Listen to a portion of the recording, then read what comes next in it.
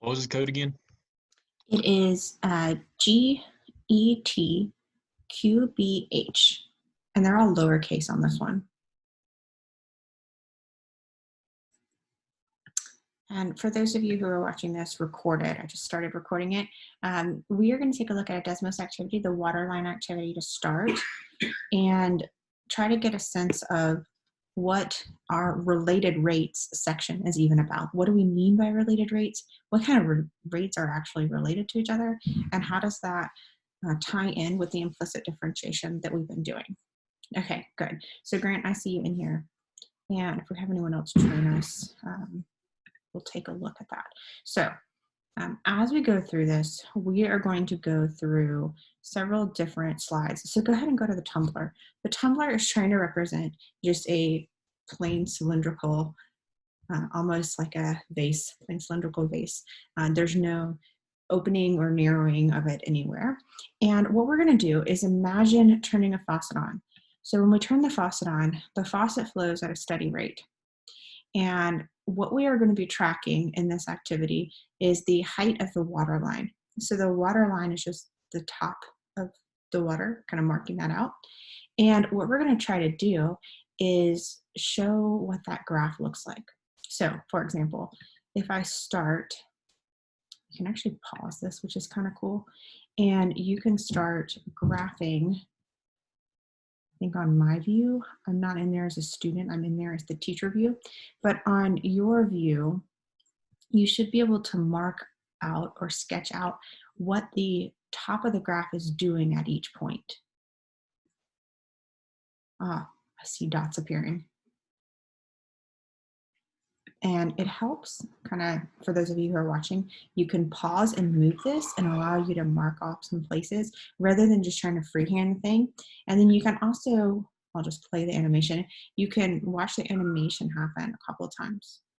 So if you are watching this recorded, go ahead and pause and try it, right? You kind of see the one that's starting. And then unpause when you're ready here. All right, so I'll let you finish that. Looks great. So what I'm going to do on my teacher view is I'm going to show the exact graph, and I think it'll show up on your student view when I do it, but looks great, right? What's happening is we're starting at the lowest level, height of 0, and we're progressing to the top. And notice the time that's happening is the entire elapsed time for it to fill up, right? So sometimes things can go wrong. Sometimes I'll have students draw the graph that goes like straight, but only a third of the way over. But that's not quite capturing the time interval that's happening. All right, good. So I want you to move on to your next slide. It's tumbler number 2. And what it's showing you, I kind of get a condensed version here, but what you want to look at is how this graph is going to look different if you are taking our cylinder and making it more narrow. In other words, what would your graph look like? So your original graph is here, and I think it asks you to sketch in what your new graph would look like. And I'm actually going to see if I can go into a student view so that I can do the student part as well.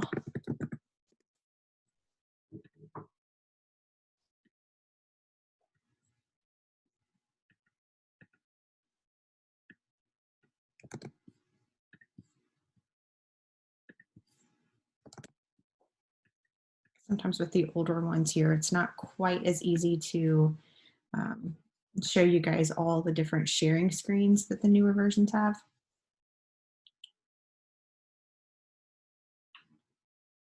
Grant, were you able to get in there and do the modified tumbler? The one with like where it has a narrower cylinder. Yes. Yeah, I can get into it. Okay, so what does yours look like? Let me see if I can see it on the teacher view here. It's not really letting me draw a new graph. All it is asking me like what would the glass look like. Okay, so how would you describe the new graph in this case? Okay. Well, I imagine just because of displacement, it would like just go up like quicker. Like the slope would be more steep. Right, so I'm gonna see if I don't know that it'll let me sketch over here on my student view, but if we're looking at making this less steep, the water is gonna go up faster, exactly. So on my screen on the student view, I might do something like this type of line where my height is going up faster and I'm filling the cup before the end of the time. Make sense? Yeah. So in this case, that rate is a different rate than the one we were looking at. Its rate is faster, or it has a bigger rate. Now we're going to look at um, another case. So the next one that we're looking at is kind of like a flask or a beaker. Same thing. I want you to take a minute and I'll kind of do it also. Um, but try to sketch what's happening with your waterline and try to get a good graph. We're going to kind of focus on the interesting parts of it, right? We know what kind of happens if you were to only focus on that top half where it really just becomes a cylinder straight up, right? That part is going to rise constantly. But what happens as you're transitioning kind of the cone shape and then to that is going to be the part for us. It's going to be a little bit trickier. So take a few minutes. And again, if you're watching this recorded, do the same thing, pause it, see what's going on, and then we'll continue.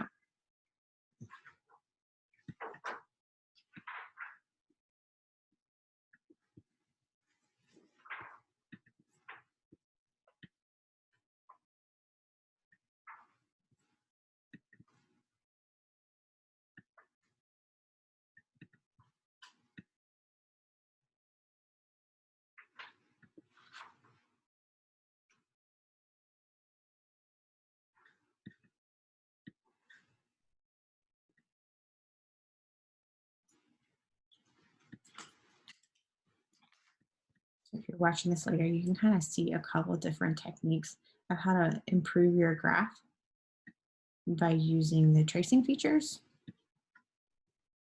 And I think you had the hang of this on the other one.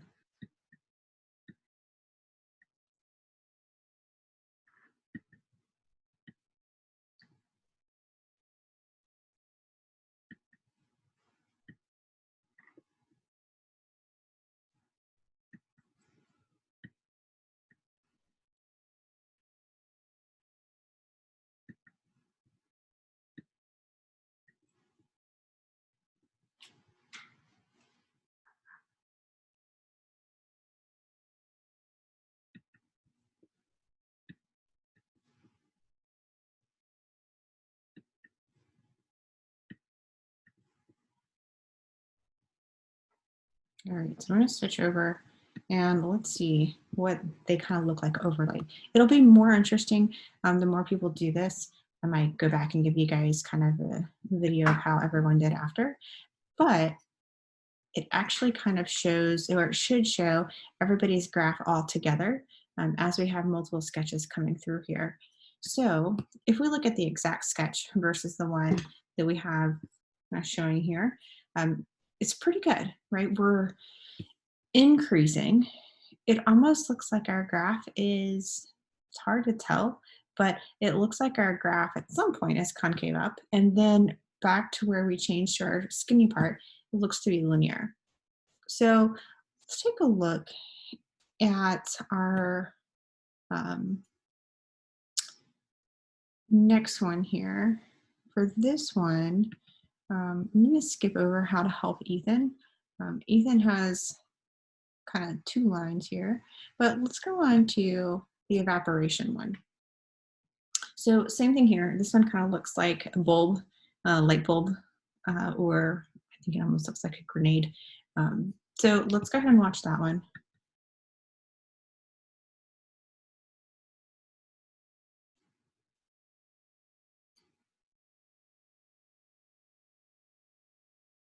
Okay, so try that one. Let me switch over to the teacher view, see what I switch over to this one.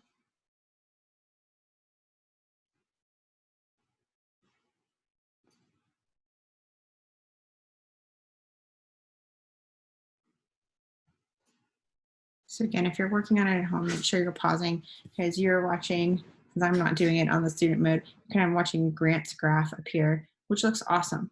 Right? If you take your time and kind of plot out what's happening, you can get a really good graph. Now, if you're just kind of eyeballing it and sketching it in, you may even want to try that first, like without looking at what's happening. Like, do you expect it to be a straight line?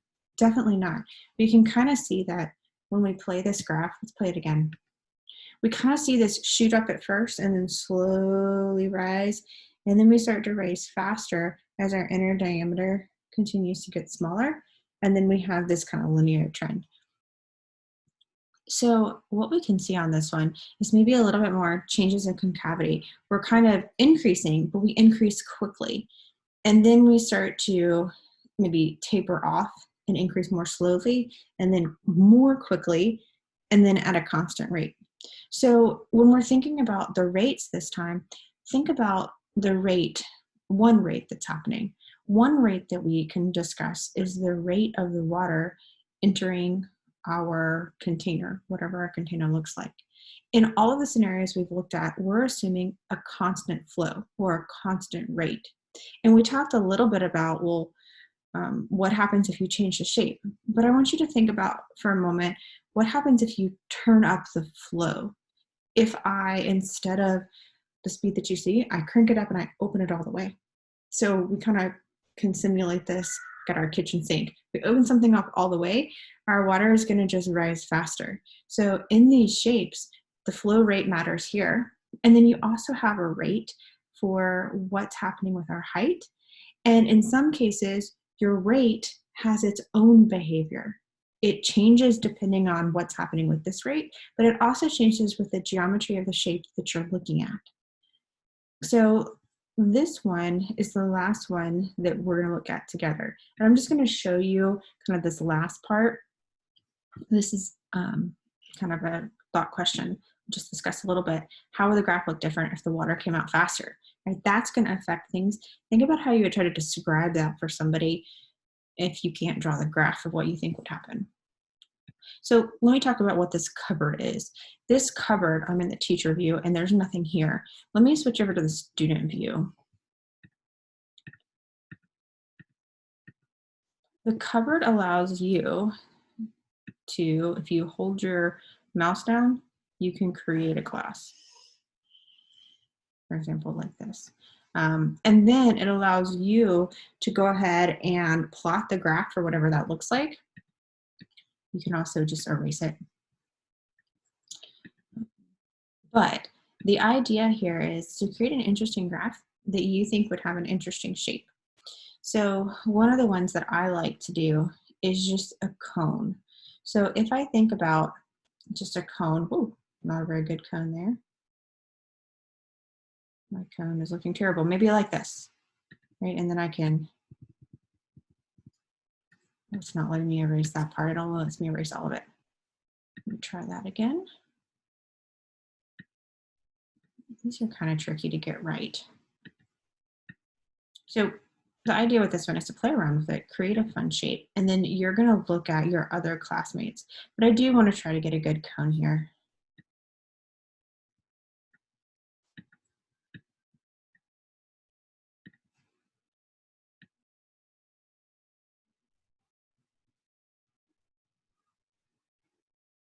And let's talk about this cone together. So if I were to ask you, draw me the shape or predict what it would look like before I actually turn the faucet on and look at it, we want to try to get a sense of what's happening. Is it shooting up at a constant rate? Is it shooting up slowly at first and then more quickly as we progress? Or is it shooting up quickly at first and slowing down? We kind of want to think about our rate being constant or increasing. It's not really decreasing since we're not decreasing our water line, but increasing at an increasing rate or increasing at a decreasing rate. So let's go through this one. I want you to think about picturing this. And then this one is also kind of interesting as you're trying each other's, because notice the height of my water line is not going to start at 0. I didn't make my cone go all the way to the bottom. That might have been good. My height is actually going to start kind of here. So think about when we turn the water on. You guys have experience filling those little paper cones. It's kind of what I'm trying to simulate here. The cone gets filled at the bottom really quickly. And then as you get closer to the top, it seems like it slows down.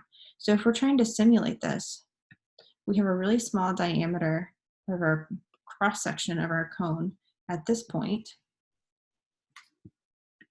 I need to be a little more careful with my time here.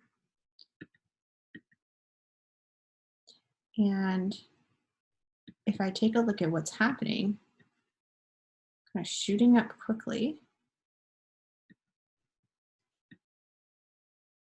but then as I continue, I'm going to shoot up less quickly.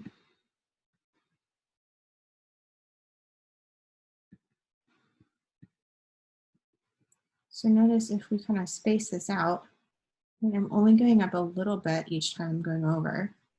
Go ahead and go over a bit further.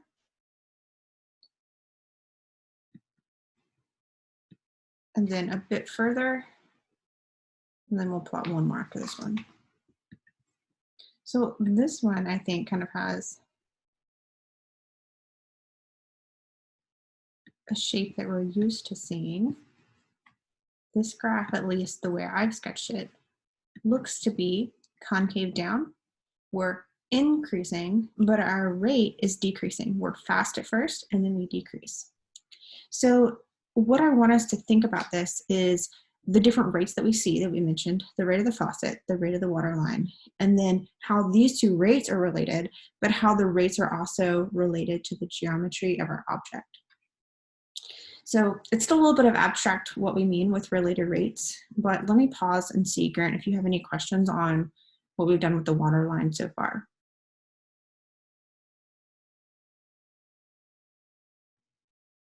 Okay, so I think no questions here. Let's go ahead and I'm going to take us back to our next Desmos activity. And I'm just going to open up a new browser page here because that one I don't think is going to allow me to go back in the view. And what I want to do is I'll put this link up so you can do it. This link is already in Blackboard as well. You can click it in Blackboard, but you'll go to student.desmos.com and then you've got your code here where you can click into your assignments link in Blackboard, go down to your chapter 6 and find the 2 rates and 1 relationship.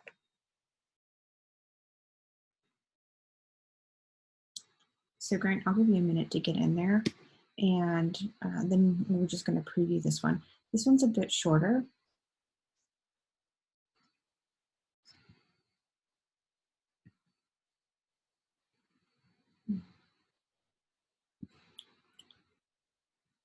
Grant, are you still with us? Yeah, I'm still here. Okay. Making sure I didn't lose you there. So I'll give you a minute to get in there. And really for that first Desmos activity, all you need to do to finish it up, and for those of you watching too, all you need to do is go through each one, make sure you can get reasonable graphs, and then create your own object. And then we may have to wait till next week to go back and test, but hopefully as more people complete it, you'll see everybody else's object appear and you'll be able to try their graphs. So I want you to try at least 1 or 2 of your classmates' graphs. So this is, I mentioned, really short, and it wants us to think about the rates that we're seeing. So I'm going to put it in student view for us to think about these. So we're going to think about, in this case, a snowball. And if we think about a snowball and a warm day, maybe it's the day after it snowed, and we're warming up, our snowball is going to shrink. But according to how our snowball is formed, in a lot of cases, we're going to assume kind of ideal conditions, like a perfect sphere. But in reality, you might more have a football shape, or you might be able to make an irregular shaped snowball. But as our snowball melts, we want to think about the rates that we see. Our snowball is going to melt and turn into water. So there's kind of a volume associated with a snowball, and then you can think about the associated volume of the water that's being produced as it melts. You can also think about, as that snowball melts, the radius is changing. In this case, our snowball is shrinking in, and a smaller and smaller radius, the more and more we melt. So I want you to take a look at this one. And we've got the radius of a snowball changes as the snow melts. The instantaneous change in radius with respect to volume. This is just asking you to think about those letters. And we want to think about the way that's worded. Instantaneous change in radius with respect to volume. All right, so Grant, which one do you think that was? I'm just kind of thinking back to dy over dx. And I would kind of think it would be something like dv over dr, possibly. Almost, right? And in this case, we have the dv over dr and dr over dv. And here, you want to think about the with respect part tells you the variable. So when we see dy dx, that's the rate of change in y with respect to x. So the with respect to tells us what goes on the bottom. And sometimes in some of these related rates problems, you can talk about the rate of one thing with respect to another and then change it around, kind of mixing up what our independent and dependent variable is. Sometimes it'll be clear which way is more intuitive. But in this case, the instantaneous change in radius with respect to volume is going to put that dv on the bottom. In other words, it's going to tell us how is the radius changing as our volume changes. Now, is it also reasonable in real life to think about a dv/dr situation, like how the volume changes with respect to radius? Sure, right? In any situation, you can kind of analyze either one. So just be careful when you're looking at the rate of something with respect to something else. The with respect to is telling you a variable, and that's our change that goes on the bottom. So let's take a look at our next one. This one I had to watch it a couple times to figure out what in the world we're simulating here. And what we're simulating is throwing a stone into, think about like a calm lake that is totally serene. We throw a pebble in it or a stone. And once the pebble hits, we start making a ripple, maybe more than one ripple. But those ripples start expanding, right? We kind of get this ripple effect, and the biggest ripple continues to grow in size, and then you get those smaller ripples continue to grow in size. So if we're trying to describe what two rates are related, we see a circle expanding. And with a circle, we could describe several things. We could think, okay, my circumference of the circle is changing. My area of my circle is changing. My radius is changing. So I actually gave you 3 rates. And they're all changing with respect to time, but they could also change with respect to each other. For example, how the area is changing depends on how long it's been since I threw my pebble in. And it also depends on how big my circle is. But how big my circle is also depends on how long it's been since I've thrown the rock in. So what we're looking at in this case, you don't have anything to type in this one, it's just kind of think about when you're watching it later. But we're thinking about the area and radius, or the circumference and area, those two things together. Okay, so if I were trying to describe what two rates are related, I might say something like the derivative, how the area is changing with time, and how the radius is changing with time. Now, some of these, until we've worked enough problems, sometimes it's not clear, like, should we be talking about dAdr? Like, how does that fit in? It will fit in, and we'll do a little bit more with this one. So hold on to this idea. We're going to come back to this pebble, kind of previewing the sample problems we're going to look at. But go on to your next one. This one is the water line that we just looked at. So for this water line, it's the cylinder, kind of an updated water line. If you look at this one, I'm not quite zoomed out. You see that play. I need to play it over here on the box. So notice that's trying to simulate, you guys can adjust your window to see it better a little bit. But you're looking at a flow rate, and you're looking at a height. Both are changing, or potentially constant. And those two rates I might represent as, maybe I could think about dV dt, how the volume changes. The volume is increasing. Or you could also think about the height with respect to t. And I think both of these kind of capture the same idea, really. Here, the volume in the cup is related to how high our water line is in the cup. So I would pick either one of these would be good for this. And then I kind of wish they would have given me more lines. Those are related to each other, but that's also related to the flow rate. So the flow rate from the faucet, like if we turn the faucet up or turn the faucet down. So I'm going to call that dF dt, the flow rate of the faucet. So let's take a look at our next scenario.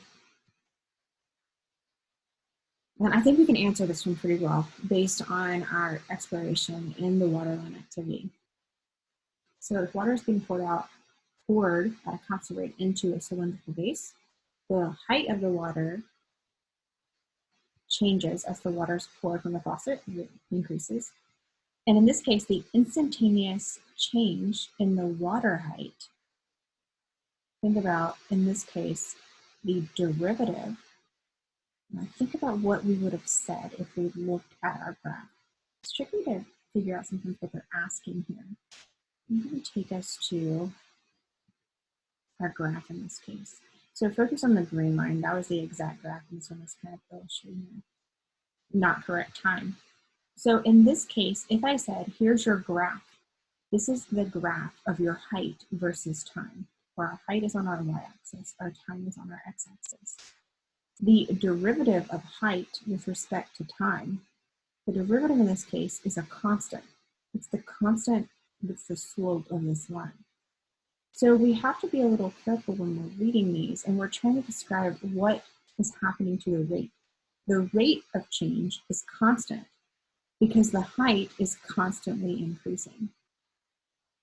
So in this case, varies inversely doesn't make sense. And it's just the simplest case of the constant. So I think at this point, things still feel like, well, we understand what a rate is. We understand a little bit how to express a rate with notation.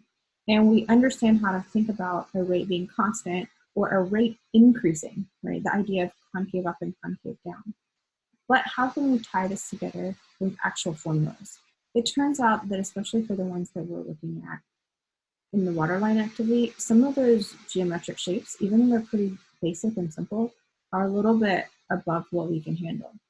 So we're going to look at, I mentioned on Tuesday, a specific number of geometric related rates problems that we can tackle pretty quickly, and then we're going to leave off the other types. So what I'm going to do, let's take a quick look at my Desmos, make sure I don't want to go on to the next one here.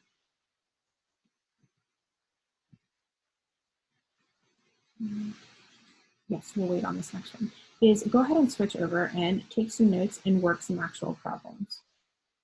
So I'm going to share my PowerPoint, and really this just has the problems that we're looking at here. So in our related rates problems,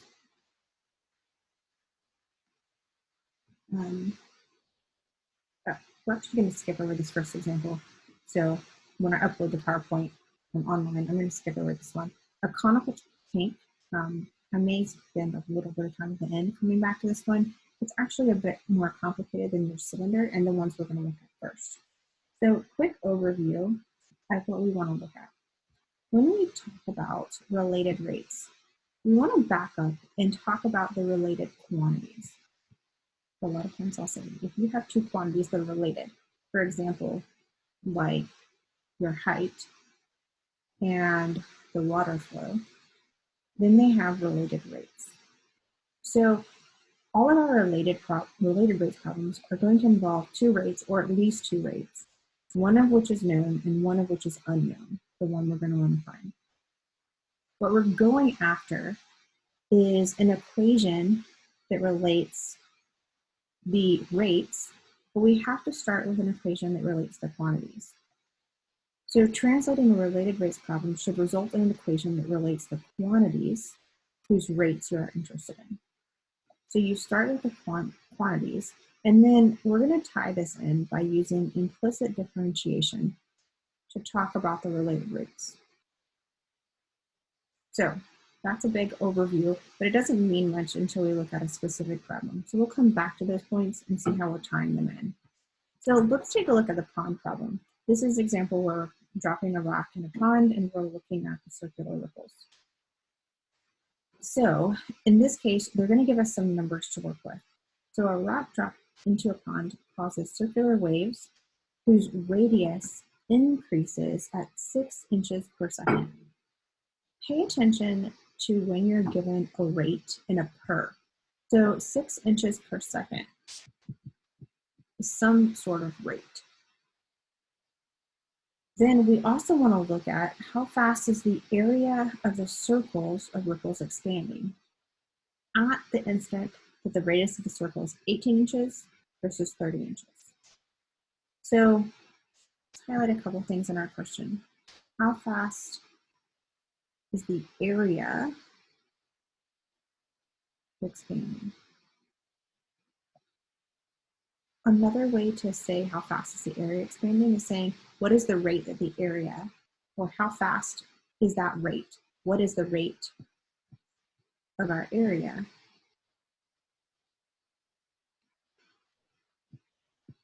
With respect to time. And then we're looking at a specific radius time.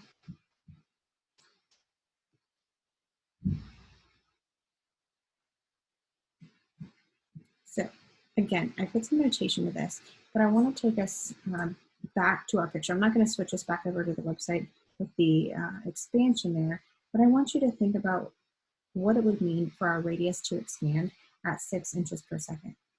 So think about, I'm going to think about this as a coordinate grid. When we drop the rock, it's going to hit at the origin. That'll be the easiest way to think about it. Then when we are at 0 seconds, our rock is at the origin. If we are at 1 second, at t equals 1, we're going to have a radius of 6. So I'm going to put 6 here. But think about a radius of 6 is t equals 1. So we're kind of tracking two things. What's happening with our time and what's happening with our radius. So think about the concentric circle that's happening here. If I think about time equals 1, I not only can draw that circle, but I could find the area.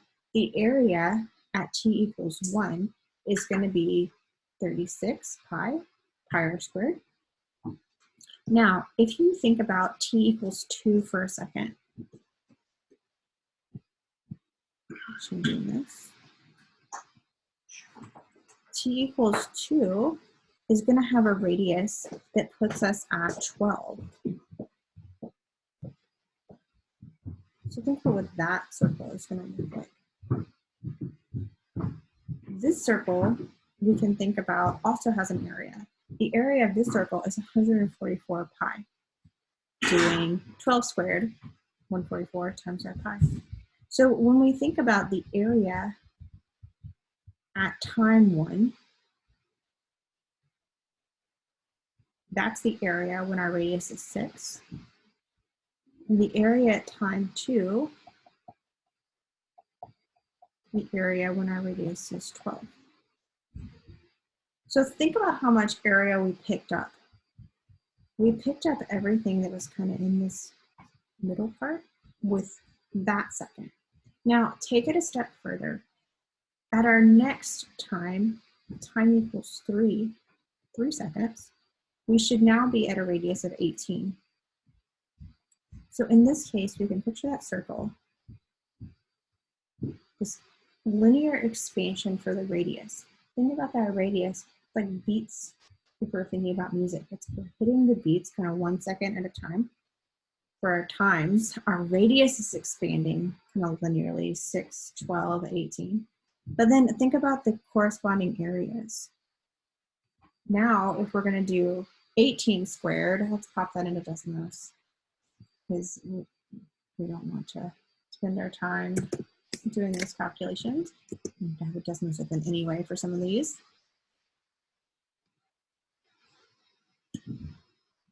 Decimal system a little slow here, but we're going to square that 18, and then that's going to be our area here.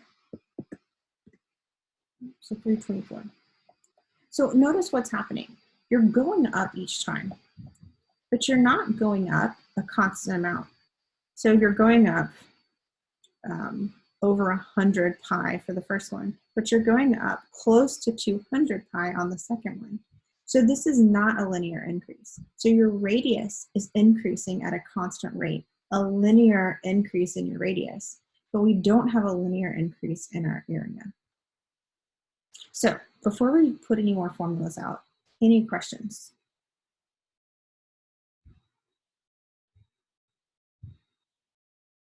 So what are we asking in this quiz? We're going to stick with this question number 1 part. How fast is the area of the circle expanding at the instant we're at 18 inches? And then we could also look at 30 inches.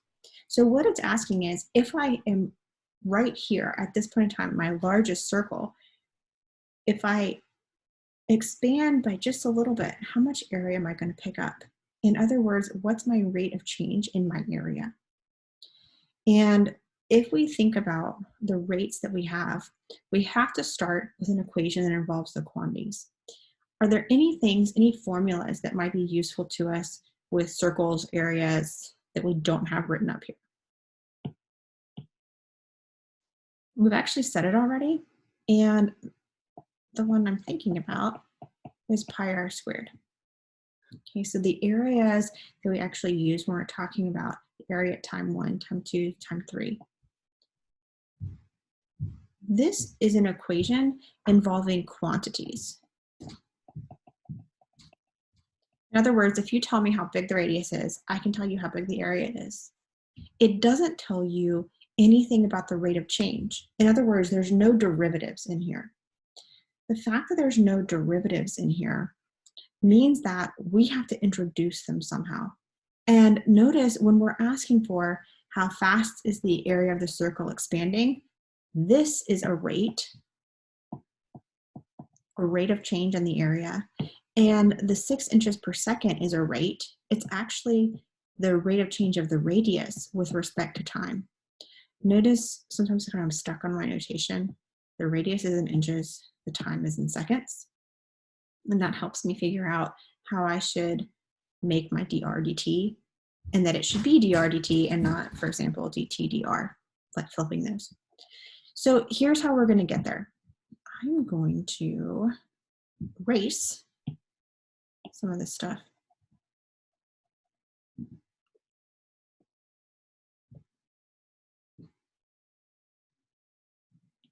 Okay, we're still focusing on the same question, but we're going to start with pi r squared. And notice if you look at your rates, both rates have to do with time. Okay, so if you think about time, the way we're going to differentiate this and introduce time is to implicitly differentiate with respect to t. So this is kind of a strange thing to do because we're talking about differentiating and introducing a variable we don't see.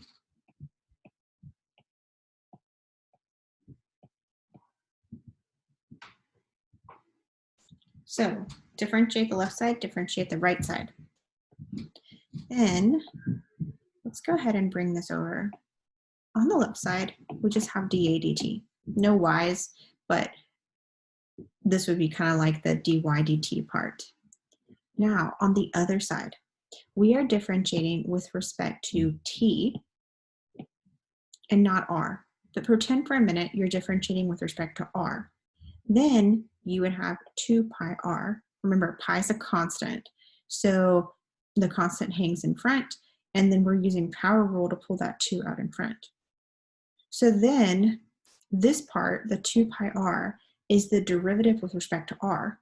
But since we're differentiating with respect to t, we follow it by dr dt.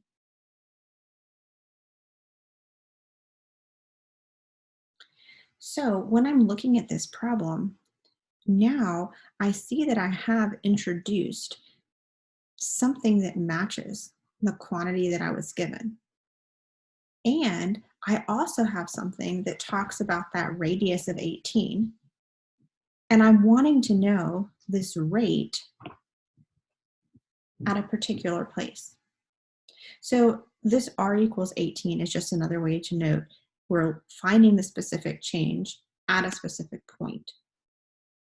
So to finish this one up, if we actually want to use our numbers,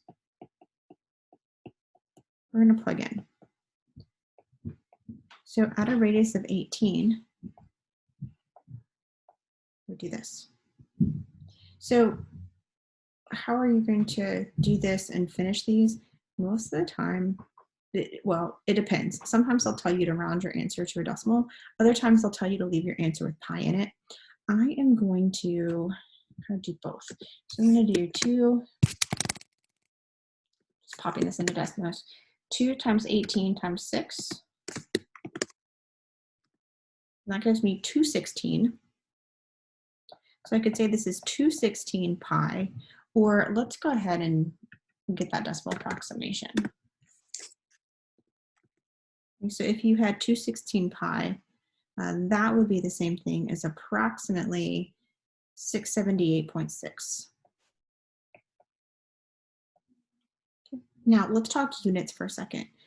The units on this are, for either of these, are going to be units per area over time. So it's going to be per second, kind of like we had inches per second here, but units of area are square inches. So square inches per second.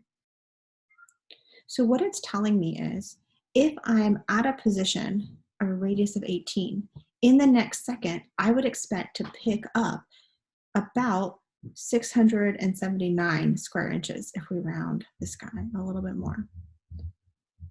Now, let's think for a minute what would change if we plugged in 30. So if we change this to the 30, for 30 inches, notice our radius would change. So instead of 18, this would be 30. How about our dr/dt, our radius expansion rate? Well, the radius expansion rate always is 6 inches per second. You have this constant expansion happening. So in this case, the only thing we change is that 18 to 30. And let's go ahead and do that.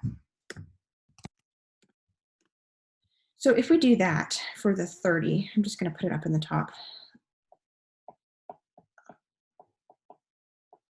At 30, the rate is going to be 360 pi, just dropping 2 times 30 times 6 into Desmos. And then if I want to know 360 pi as a decimal approximation, approximately 1,000, and we'll just go to the nearest one, 31. 1,131, sorry about that. And this is still square inches per second. All right, guys, so I really wish I had more space here. I had given myself another page because this is kind of all over the place, right, in terms of our thinking. And then we still want to make sure we have the big picture in mind. So what I want you to notice right now is that our rate at 18 inches, our rate of change in our area at 18 inches is smaller than our rate of change at 30 inches. And we want to understand just why it's smaller. So I want you to picture your circle.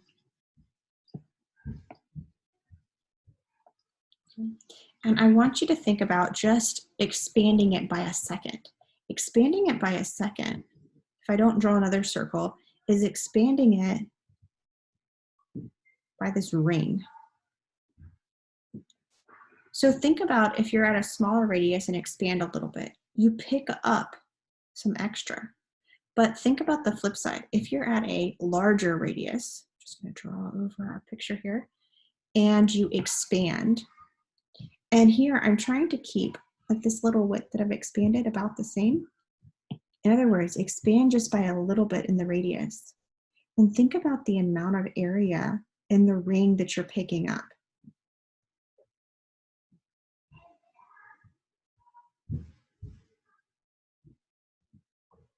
Okay. So if you think about the area that's colored in yellow versus purple, the purple one is definitely bigger. When I start with a bigger area, that incremental change produces a bigger gain in area than when I start with a little one. That's the idea of the rate of change of the area is not constant. Just like we saw in some of our waterline ones, the rate of change was not constant. So I'm going to leave the second question for you to think about. This one's actually a little bit harder because instead of giving you a particular radius size, they give you the area of the circle being a particular size. Now, if they tell you the area of the circle, can you go back and find the radius? Sure. So this one you would find the radius first and then kind of do what you did here. So let's go on. Oh no, it got large. I realized that when I drop math type into my examples here, it makes it huge. And I forgot that I had one here with the math type. So let me go ahead and just tell you what this one said, and then we'll tackle it together. So while I'm pulling up to make sure I'm getting this wording right, Grant, do you have any questions? Yeah, I had a question about when you solved for the radius as 30. Sure. How do you get the 360 pi? Sure. So we had, let's actually just kind of walk through our steps a little bit more quickly here. So we had pi r squared, and then we differentiated with respect to t. So we had dA dt, 2 pi r times dr dt. And then when we were at 30, the dA dt, we were plugging in a radius of 30. The rate of change in the area with respect to time at a radius of 30 inches. We did 2 times pi times 30, and then times 6. So the 6 actually came from this guy. And the radius is here.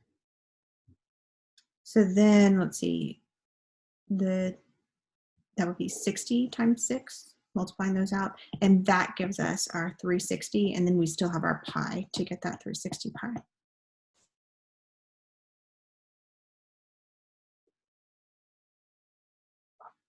Does that make sense? Yeah, I got it now. Okay. So the trickiest part is really going from here to here, right? To make sure you kind of see how the quantities transfer to rates, and it's through implicit differentiation. So let me see. Our next one had to do with an ice cube. So I'll just kind of write out what it said. So we're looking at an ice cube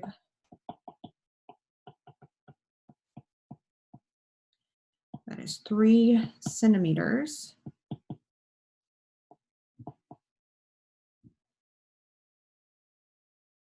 on each side, is melting. And we're going to assume here that it's a perfect cube.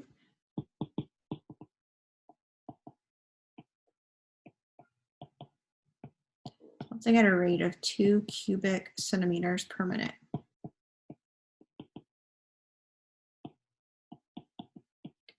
How fast is the length of the side decreasing?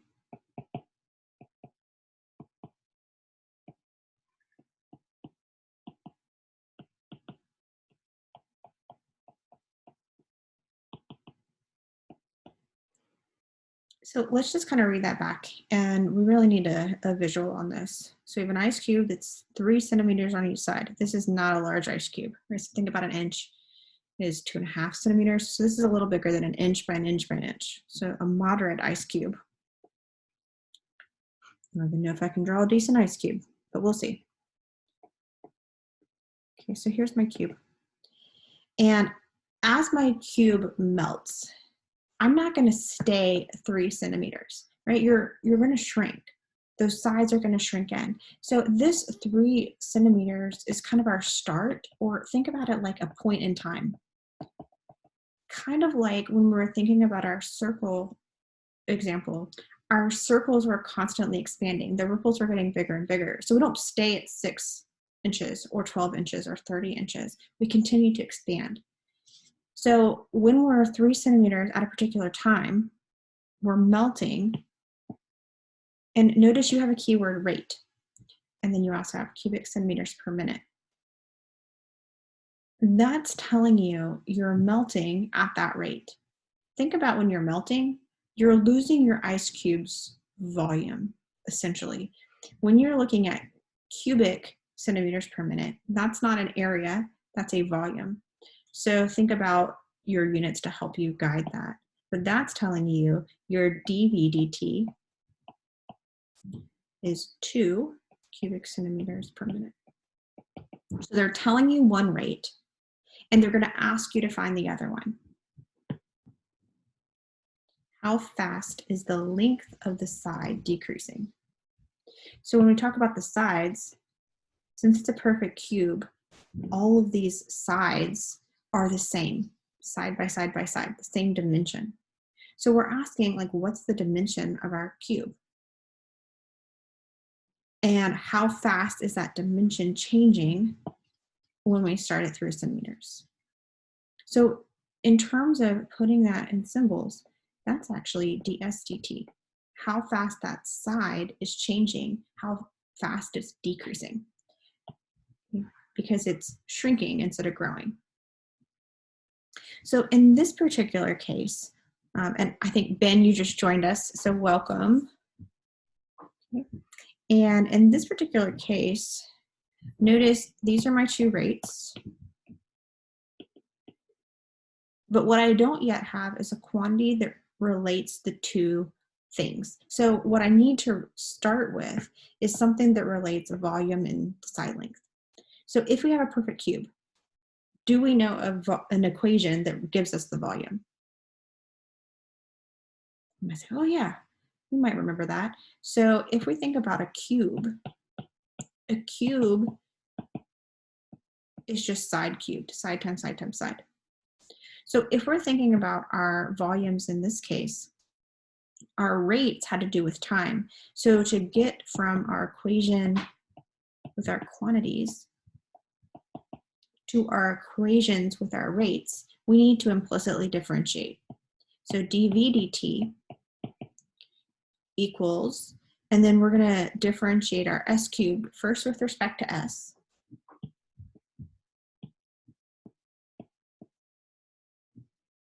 And then we're going to do it, oops, sorry guys, with respect to s, we would have 3t squared, or sorry, 3s squared using power rule, and then we would multiply by ds/dt.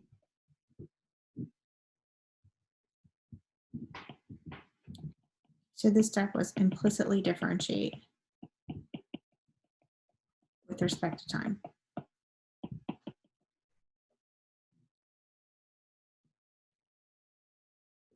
So then if we look back kind of at what we're going for, they told us one of the rates, and the rate they told us was the volume rate. So at the particular instant we're looking at, we have a side and a volume. So our side is going to be 3, and the volume in this case was 2 cubic centimeters. So what they're giving us is enough information to solve for the rate that's missing. Now you can do this symbolically a little bit by manipulating your symbols, but I think it's easier most of the time to plug in the numbers that you know and then just clean it up. Now in this particular case, this gives us 9 times 3 or 27. So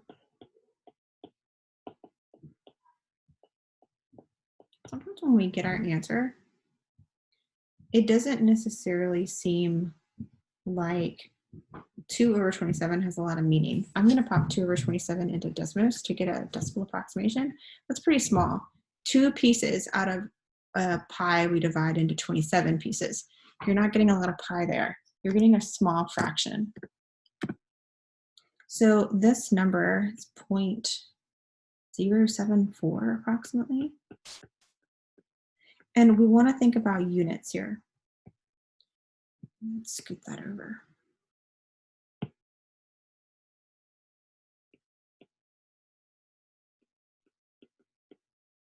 Because our units here are going to be whatever our units were for our sides. So in this case, our side units were in centimeters. And if we don't remember, look back here, centimeters per minute. Now, think about this for a second. If you are changing at the rate of 1 centimeter per minute, 1 centimeter per minute would mean like you've got a centimeter and you're losing that amount over the course of a minute.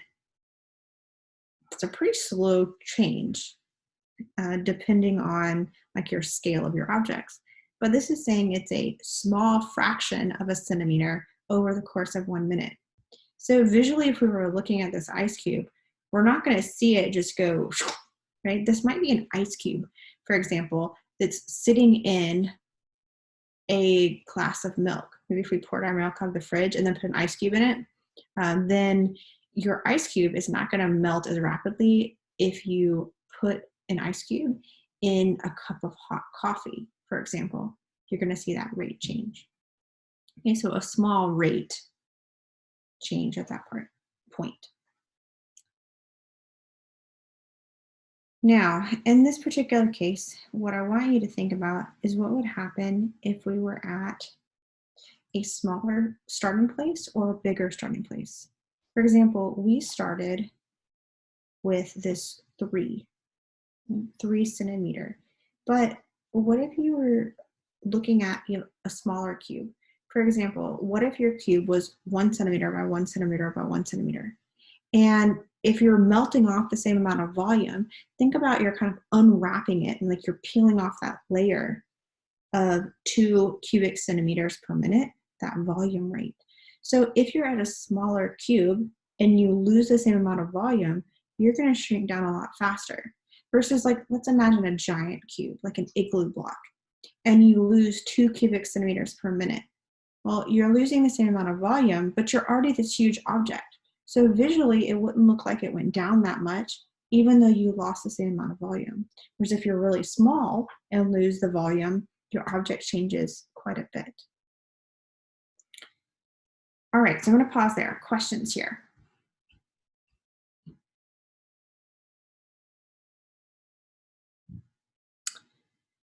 So there are only a couple problems in your 6-4 homework, and we're going to talk about 6-5. We'll take a break and then come back and talk about 6-5 really briefly.